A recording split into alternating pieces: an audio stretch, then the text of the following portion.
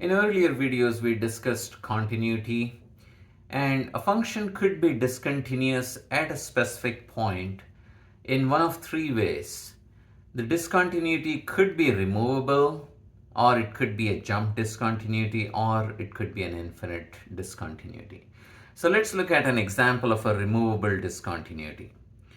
So here is my first example. If I have this function f of x equals, let's say, x squared minus 9 over x plus 3, then notice that the domain of this function is going to be negative infinity to negative 3 union negative 3 to infinity.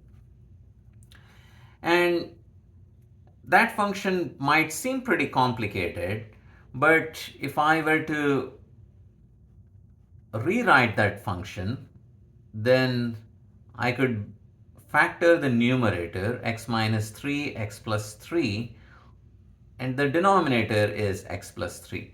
So notice, whenever x is not equal to negative 3, or in other words, if x plus 3 is not 0, so that's what I'm going to say. If x plus 3 is not equal to 0, I can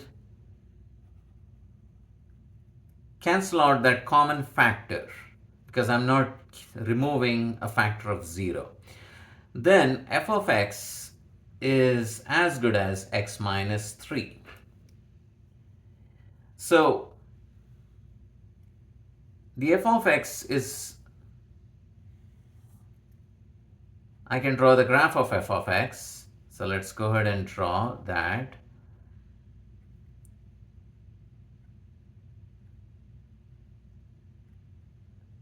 So the graph of f of x is x minus 3 is a straight line with y-intercept of negative 3 and slope of 1. So we can go up 1, right 1, and get some points. So this is the graph of x minus 3.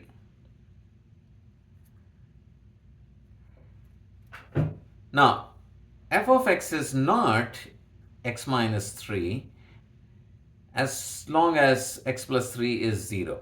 Or in other words, when x is negative 3, so notice, when x is negative 3, f of x is not even defined. So this point, which would have been, so there is this hole, and this is the graph of f of x. So it's going like that, and then there is a hole, and this is the graph of f of x. So f of x is not continuous at x equal to negative 3. But if I were to define f of x to be x squared minus 9 over x plus 3 if x is not equal to negative 3, and if I define this to be, so this point happens to be, the hole happens to be at this point, negative 3 and negative 6. So if I define f of x to be equal to negative 6 if x is equal to negative 3, then what we are doing is we are filling that gap. So now f of x is continuous. So this is an example of a removable discontinuity. So this function is discontinuous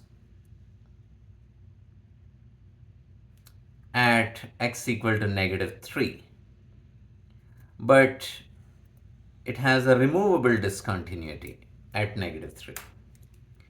Now let's look at some jump discontinuities. If I have, so my next example, maybe I can take f of x to be negative 1 if x is less than or equal to 0, and is equal to x squared if x is greater than 0. So how would you draw the graph of this? Well, the function is negative 1. So let's go ahead and get some numbers on the x and y axis. And notice the function is defined to be -1. So this is -1. Let's say this was -1. So it's going like that. And even for x equal to 0, the function is -1. And then it's x squared if x is greater than 0, which means it's going to be the parabola, but there will be a hole over there. So your graph is going to go like that.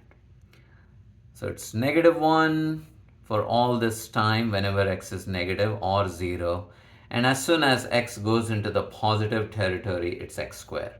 So notice we cannot remove this discontinuity by simply defining or by simply adding a point to the graph. So we would have to move the entire section, either this section up or that section down, so that there is a jump. So this is an example of a jump discontinuity. Now what about infinite discontinuity? So let's look at the example of maybe 1 over x squared. So 1 over x squared, we saw earlier that it's going to remain in the first and the second quadrants, and whenever x is